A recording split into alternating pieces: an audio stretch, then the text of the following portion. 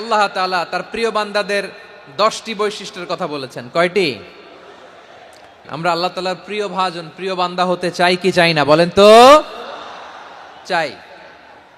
এবং যাদের মধ্যে এই 10টি বৈশিষ্ট্য থাকবে তাদের জন্য আল্লাহ তাআলা ক্ষমা এবং মহা প্রতিদানের ব্যবস্থা রেখেছেন।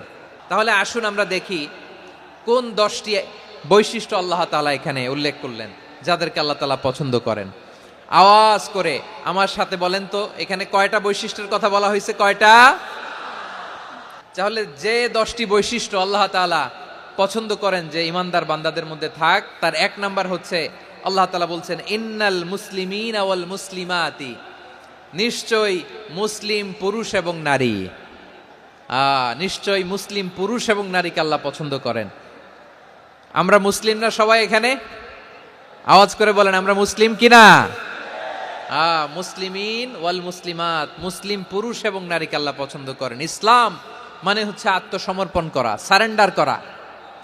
ইসলাম মানে সারেন্ডার করা কার সামনে? আল্লাহর ইচ্ছার সামনে, আল্লাহর আদেশের সামনে, আল্লাহর আইনের সামনে আত্মসমর্পণের সারেন্ডারের নামই হচ্ছে ইসলাম। চিল্লায় বলেন ঠিক কিনা? কেউ যখন নিজেকে মুসলিম বলে দাবি করে, তখন আল্লাহর কোনো বিধান আসলে, আল্লাহর কোনো আইন তার সামনে আসলে সেটা মানবো কি মানবো না এমন কথা বলার তার সুযোগ নাই, মানতেই তাকে হবে। আওয়াজ করে বলেন ঠিক কিনা? এই আয়াতের পরেই আল্লাহ বলছেন ওয়ামা কানা লি মুমিনিন ওয়ালা মুমিনাতিন ইযা কাদাল্লাহু ওয়া রাসূলুহু আমরান আন ইয়াকুনা লাহুমুল খিয়ারাতু মিন আমরিহিম। আল্লাহর পক্ষ থেকে কোনো বিশ্বাসী নারী পুরুষের সামনে যখন কোনো বিধান আসে, কোনো আইন আসে, তখন সে আইন সে মানবে না এমন কোনো অপশন তার নাই। মানলেও হবে, না মানলেও হবে এমন কোনো অপশন আছে নাকি বলেন? এমন কোনো অপশন নাই। আল্লাহর আদেশ আসার সাথে সাথেই সেটার সামনে আমরা সারেন্ডার। ঠিক কিনা বলেন? আল্লাহর আদেশ আসলেই সারেন্ডার, আল্লাহর কথা আসলেই সারেন্ডার। এখানে আমার কথা চলবে? প্রিয় ময়মনসিংহবাসী আওয়াজ করে বলেন আল্লাহর আদেশের সামনে আমার নিজের কোনো ইচ্ছা আছে? আমার কোনো কথা আছে? না। যারা আল্লাহর আদেশের সামনে নিজেকে সঁপে দেয়, যারা আল্লাহর আদেশের সামনে নিজের ইচ্ছাকে বিসর্জন দেয়, যারা আল্লাহর বিধানের সামনে নিজের কথা, খায়েশ সবকিছুকে স্যাক্রিফাইস করে, তারাই হচ্ছে মুসলিম। সুবহানাল্লাহ বলেন। এজন্য আল্লাহ বলেন আমার প্রিয় বান্দাদের প্রথম বৈশিষ্ট্য তারা হচ্ছে ইন্নাল মুসলিমিনা ওয়াল মুসলিমাতি, তারা আমার বিধানের সামনে আত্মসমর্পণ করে, আমার আইনের সামনে আত্মসমর্পণ করে, আমার কথার সামনে তারা কোনো কথা বলে না। কারণ গোটা দুনিয়ায় আকাশে কিংবা জমিনে যেখানেই যেটা থাক না, সব সারেন্ডার করেছে এক সত্তার সামনে। জোরে বলেন তিনি কে? রব্বুল আলামিন বলেন ওয়ালাহু আসলামা মান ফিস সামাওয়াতি ওয়াল আরদি তাওআন ওয়া কারহা ওয়া ইলাইহি ইউরজাউন। আকাশ কিংবা জমিনে যেখানেই যেটা থাকে না, সব কিছু সারেন্ডার করেছে একজনের সামনে। আওয়াজ করে বলতে হবে তিনি কে? সব আল্লাহর সামনে সারেন্ডার করে। সারেন্ডার। আমরাও আল্লাহর ইচ্ছার সামনে সারেন্ডার। আল্লাহর কোনো বিধান দিয়ে যদি কেউ কোনো নসিহত করে, আপনি শুনবেন না? না রেগে যাবেন? আল্লাহর আইন দিয়ে যদি আপনাকে আদেশ করা হয়, উপদেশ দেয়া হয়, আপনি শুনবেন না? নাকি রিয়্যাক্ট করবেন? না, খবরদার, রিয়্যাক্ট করা যাবে না। আল্লাহর বিধানের সামনে বিশ্বাসী বান্দার কোনো অপশন থাকে না, কথা থাকে না। চিল্লায় বলেন ঠিক কিনা? ঠিক যেমন সাইয়েদনা ইব্রাহিম আলাইহিস সালাম আত্মসমর্পণ করেছেন। আল্লাহ তাআলা বলেন إذ قال له ربه أسلم قال أسلمت لرب العالمين।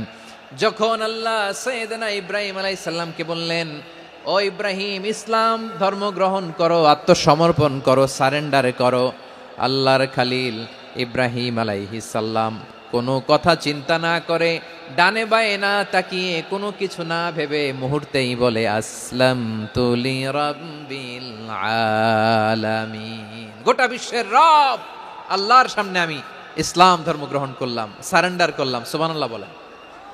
আল্লাহ বলতে দেরি, সারেন্ডার করতে দেরি নাই। এভাবে নিজেকে আল্লাহর সামনে সঁপে দিতে হবে। আবার সাইয়েদনা ইউসুফ আলাইহিস সালাম বললেন, তাওয়াফফানি মুসলিমান ওয়া আলহিকনি বিস-সালিহিন। ও আল্লাহ, মুসলিম হিসেবে তুমি আমাকে মৃত্যু দাও, আর নেককারদের সাথে তুমি একত্রিত হওয়ার তৌফিক দাও।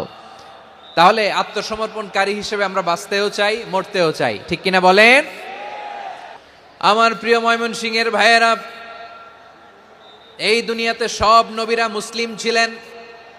সব নবীরা সাইয়েদনা ইব্রাহিম আলাইহিস সালামের মতো, ইউসুফ আলাইহিস সালামের মতো আল্লাহর আদেশের সামনে আত্মসমর্পণ করেছেন। আল্লাহর সামনে নিজেকে সঁপে দিলেই সম্মান, আল্লাহর সামনে আত্মসমর্পণ করলেই ইজ্জত। ইসলামকে রেখে দিয়ে অন্য কোথাও ইজ্জত খুঁজলে আমাদেরকে বেইজ্জতি করে ছাড়বেন কে? এজন্য ওমর ফারুক রাদিয়াল্লাহু তাআলা আনহু বলতেন, নাহনু কওমুন আ'আজ্জানাল্লাহু বিল ইসলাম ফাইন বিতাগাইনাল ইজ্জাতা বিগাইরিহি আযাল্লানাল্লাহ। আমরা এমন জাতি, যে জাতিকে আল্লাহ তাআলা ইসলামের মাধ্যমে সম্মানিত করেছেন। ইসলাম ছাড়া অন্য কোথাও যদি আমরা সম্মান খুঁজি, আমাদেরকে বেইজ্জত করবেন কে?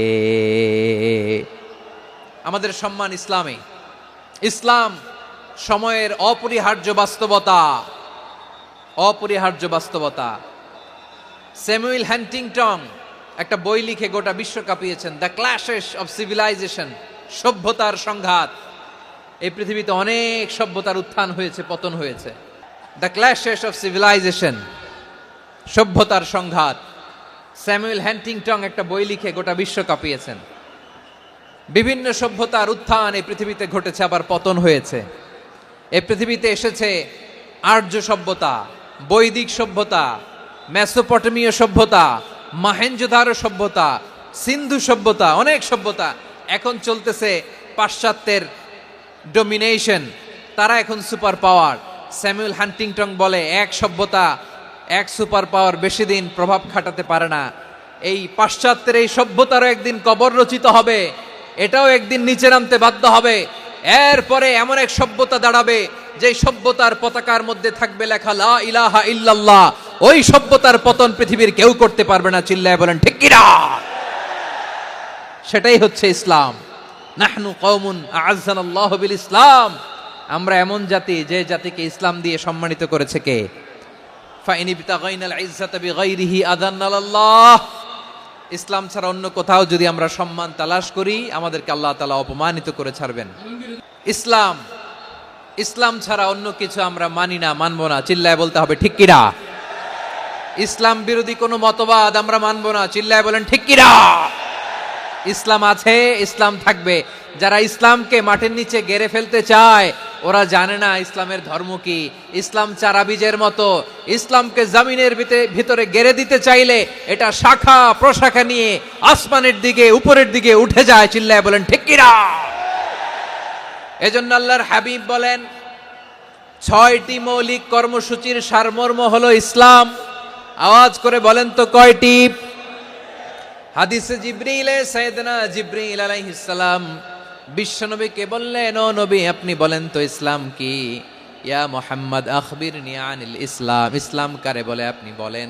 আল্লাহর হাবিব বললেন, আল ইসলাম ওয়ান তাশহাদা আন লা ইলাহা ইল্লাল্লাহ ওয়া আন্না মুহাম্মাদার রাসূলুল্লাহ ওয়া তুকিমাস সালাতা ওয়া তুতিয়াজ যাকাতা। আল্লাহর হাবিব ফরমান, 6টি মৌলিক কর্মসূচির সারমর্ম হলো ইসলাম। এক হলো তুমি সাক্ষী দিবা আল্লাহ ছাড়া কোনো ইলাহ নাই, মুহাম্মদ ছাড়া রাসূল নাই, তিনি আমাদের রাসূল। সালাত কায়েম করবা, যাকাত আদায় করবা, সামর্থ্য থাকলে আল্লাহর ঘরে হজ করতে যাবা। এই 6টা কর্মসূচির সারমর্মের নাম হলো ইসলাম। ময়মনসিংহবাসী আওয়াজ করে বলেন, এই 6টা কর্মসূচির সারমর্মের নাম কি? তাহলে ইসলাম কারে বলে বুঝতে পারছেন? এই যে এখানে কত সুশৃঙ্খল, আমার দিকে তাকায় আছে চাতক পাখির মতো, কি সুশৃঙ্খল। আর এই যে ধাক্কা ধাক্কি করতে করতে, ভাইয়েরা বসে যান, বসে যান, বসে যান, কষ্ট হইলেও বসে যান, অল্প কিছু সময়, এরপর বিদায় নিব, বসে যান। তাহলে 10 নম্বরের 1 নম্বর আমরা বুঝে ফেলছি, ইন্নাল মুসলিমিনা ওয়াল মুসলিমাতি। আল্লাহ বলেন, মুসলিম পুরুষ এবং নারী আমার কাছে প্রিয়, যারা আমি আল্লাহর আদেশের সামনে নিজেদেরকে সোপর্দ করে দেয়, সারেন্ডার করে দেয়, আমি আল্লাহর বিধানের সামনে নিজেকে সঁপে দেয়, আমি আল্লাহর ইচ্ছার সামনে নিজের ইচ্ছা বিসর্জন দেয়, আমি আল্লাহর সামনে সে সারেন্ডার করে, আত্মসমর্পণ করে, সেই মুসলিম। ঠিক কিনা বলেন? তাহলে এক নাম্বার বৈশিষ্ট্য ইন্নাল মুসলিমিনা ওয়াল মুসলিমাতি।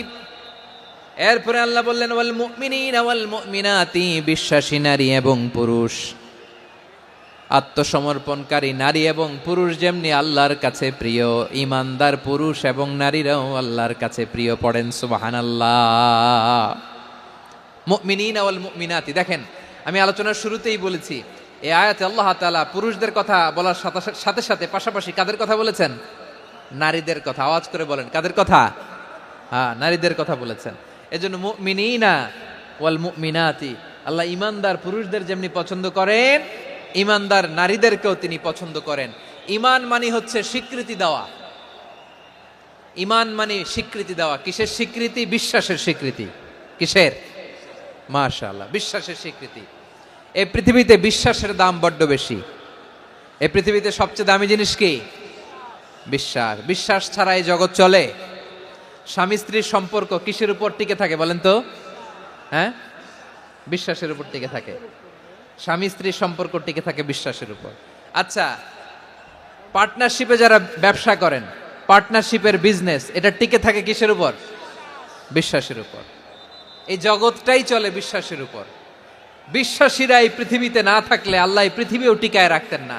একজন বিশ্বাসী এই পৃথিবীর বুকে বেঁচে থাকলে আল্লাহ তাআলা এই পৃথিবী ধ্বংস করবেন না। চিল্লায় পড়েন আল্লাহু আকবার।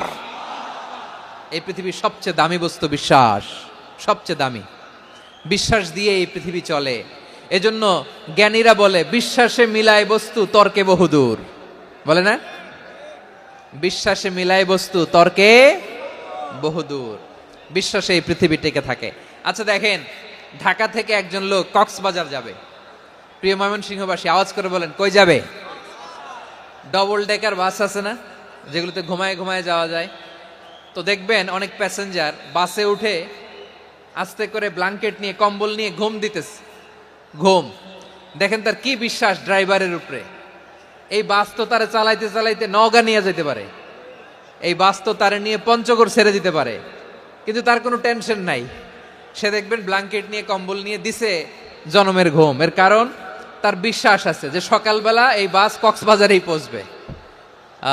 দেখেন বিশ্বাসের কত দাম। ঢাকা থেকে জেদ্দা ওমরা করতে যারা যান, দেখবেন 40,000 ফিট উপরে বিমানে অনেকে কম্বল চাপা দিয়ে ঘুম দিতেছে। ঘুম। এই বিমান 40,000 ফিট উপর দিয়ে পাইলট চালায়া এটাকে আফ্রিকার জঙ্গলে নিয়ে যায় নাকি ভারত মহাসাগরে নিয়ে যায়, তার কোনো টেনশন নাই। সে ঘুম, কারণ তার পাইলটের উপর, এই এয়ারলাইন্সের উপর বিশ্বাস আছে যে সকালবেলায় এটা জেদ্দা আন্তর্জাতিক বিমানবন্দরে ল্যান্ড করবে। ঠিক কিনা বলেন? বাবা বাবা তার কলিজার টুকরো সন্তানকে, ছোট্ট ছেলেটাকে দেখবেন মাঝে মাঝে আদর করে এরকম শূন্যে ছুঁড়ে মারে। আপনারা মারেন?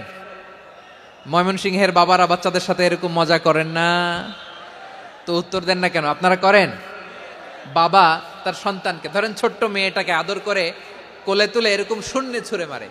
তো মেয়েটাকে শূন্যে ছুঁড়ে মারলে দেখবেন মেয়েটা খিলখিল করে হাসে, খিলখিল করে হাসে। ও যদি নিচে পড়ে ওর হাতও ভাঙবে, পাও ভাঙবে, তারপরেও হাসে। কেন হাসে?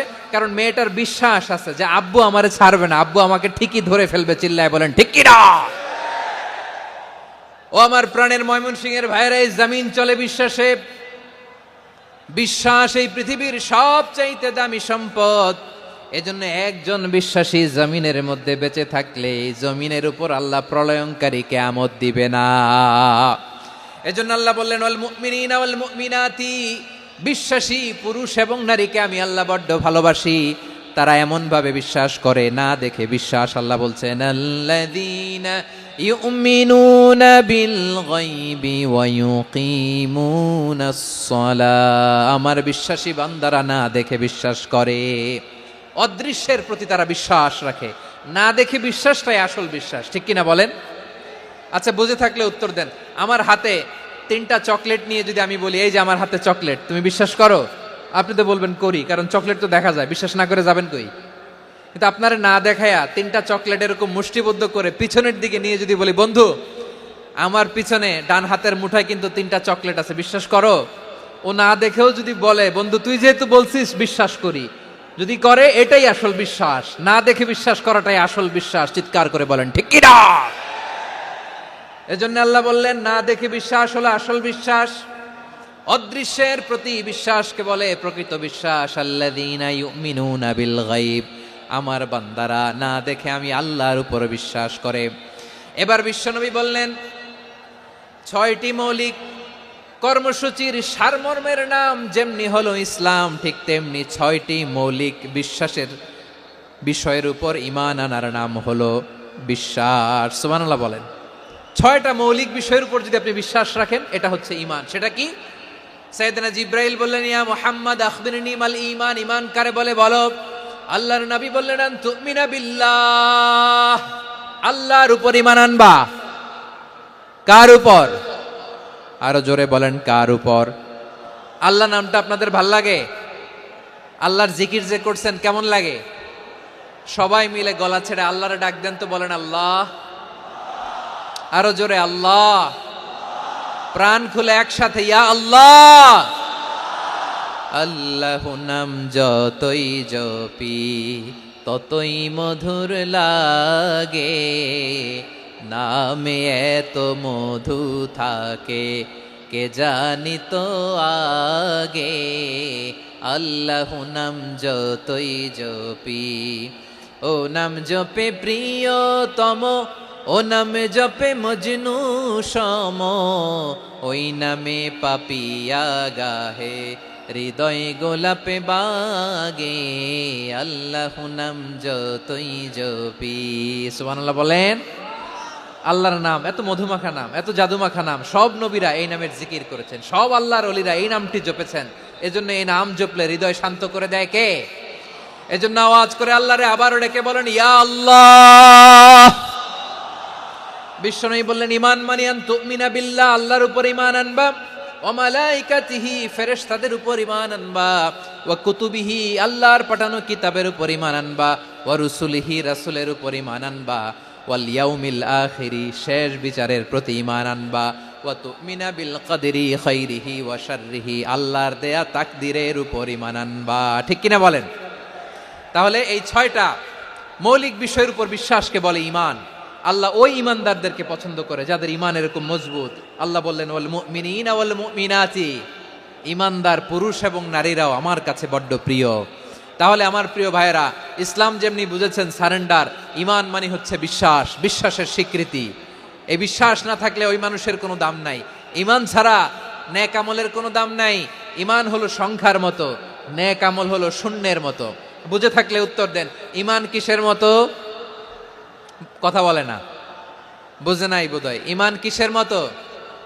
সংখ্যা। আর নেক আমল শূন্য। আচ্ছা, আপনি ঈমান আনেন না, ঈমান ছাড়া খালি নেক আমল, তাহাজ্জুদ, নামাজ, রোজা, জিকির, আজকার, এক এক ইবাদতের কারণে খালি শূন্য পাইতেছেন। শূন্য পেতে পেতে পেতে পেতে হাজারটা শূন্য। এটার কোনো দাম আছে? কথা কয় না, দাম আছে। কিন্তু আপনি ঈমান আনার পর একটা সংখ্যা পেয়ে গেলেন, এক। এবার নেক আমল করলেই একের পাশে শূন্য বসে গেলে কত হয়? 10। এবার আবার দান করলেন, আরেকটা শূন্য পাইছেন, কত হইছে? এবার আল্লাহর কোরআনের তেলাওয়াত করলেন, আরেক শূন্য, কত হইছে? এবার জিকির করলেন, আরেক শূন্য, কত হইছে? আবার ভালো কাজ করলেন, আরেক শূন্য, কত হইছে? এখন যত সৎকর্ম নেক আমল করেন, শূন্য যত বাড়ে, এটার দাম আছে না নাই? এজন্য আমার প্রিয় ভাইয়েরা, ঈমানের দাম সবচেয়ে বেশি। ঈমান হলো সফলতার মাপকাঠি। টাকা যার বেশি সে সফল নয়, এই সমাজে দাপট যার বেশি সে সফল নয়, এই সমাজে খ্যাতি যার বেশি সে সফল নয়, যার হৃদয় ঈমান আছে, বিশ্বাস আছে, সেই সফল। ঠিক কিনা? এজন্য রব্বুল আলামিন বলেন, কদ আফলাহাল মুমিনুনাল্লাযীনা হুম ফি সলাতিহিম খাশিউন, সফল হয়েছে তারা, ঈমান এনেছে যারা। আমার প্রিয় ভাইয়েরা, এই ঈমান হলো সফলতার মাপকাঠি। এই ঈমান হলো বিজয়ের পূর্ব শর্ত। ইসলামের বিজয় আমরা বাংলাদেশে চাই কি চাই না? আওয়াজ করে বলেন। রব্বুল আলামিন বলেন, ওয়ালা তাহিনু ওয়ালা তাহজানু ওয়া আনতুমুল আ'লাউনা ইন কুনতুম মুমিনিন। তোমরা চিন্তিত হয়ো না, ভেঙে পড়ো না, হতাশ হয়ো না, চিন্তিত হয়ো না, তোমাদেরই বিজয় হবে যদি তোমরা মুমিন হও। ঠিক কিনা বলেন?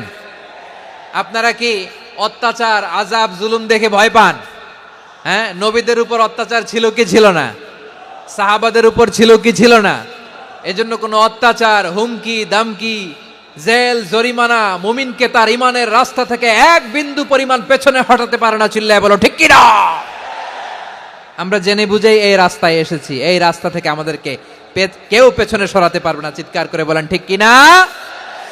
আল্লাহ আমাদেরকে সুসংবাদ দেন, ওয়ালা তাহিনু ওয়ালা তাহজানু ওয়া আনতুমুল আ'লাউনা ইন কুনতুম মুমিনিন। হতাশ হয়ো না, নিরাশ হয়ো না, ভেঙে পড়ো না, তোমাদেরই বিজয় হবে যদি তোমরা মুমিন হও। এজন্য ঈমানের পথে আমরা থাকতে চাই কি চাই না? তাহলে ইন্নাল মুসলিমিনা ওয়াল মুসলিমাতি, আল্লাহ বলে যে নারী এবং পুরুষ আমি আল্লাহর বিধানের সামনে আত্মসমর্পণ করে তাদের আমি ভালোবাসি।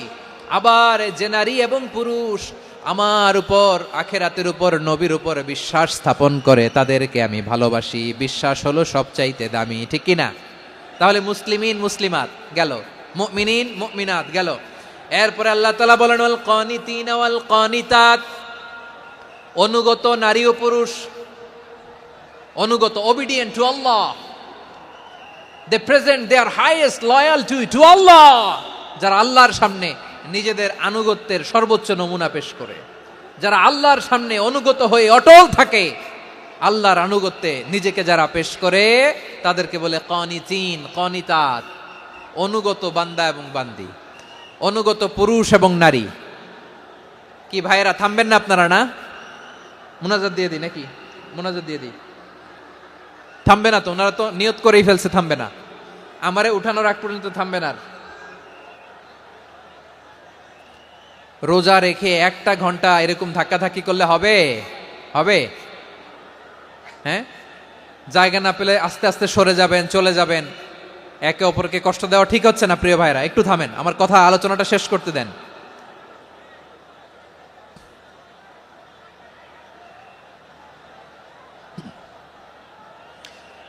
ওয়াল কানিতিনা ওয়াল কানিতাত, অনুগত বান্দা বান্দীদেরকে আল্লাহ বড্ড ভালোবাসেন। আল্লাহ বলেন হাফিযু আলাস সালাওয়াতি ওয়াস সালাতিল ওয়াসতা ওয়া